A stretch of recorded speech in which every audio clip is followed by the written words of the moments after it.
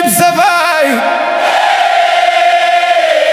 onne ke sasif jedu listen.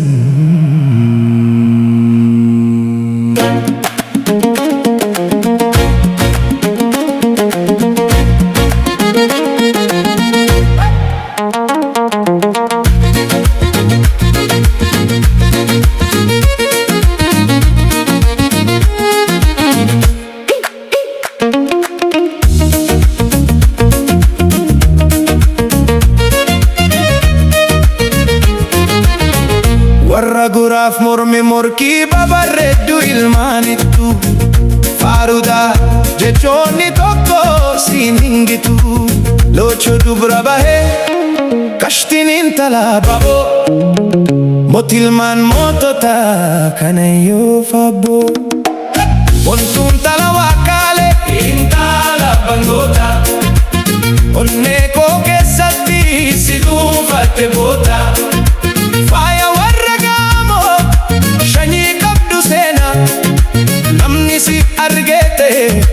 Kasan qabuusheena hiriirsanu kuma sirraan alalaallu mootii dubra mara ifke talaqaallu tannaawu sabetiya kashti gaadullaa sin alatumannu hin bareedu kullaa.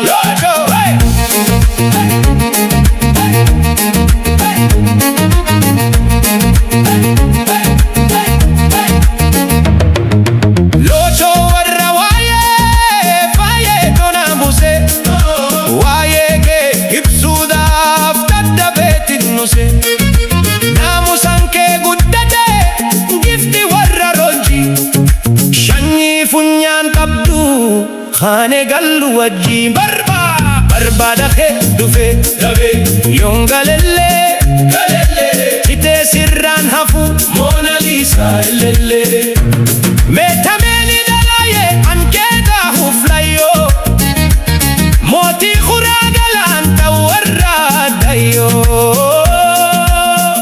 Farsuun qofu shanii kuraa galaan ilmaan karjarittu mootiidha jaalalaan.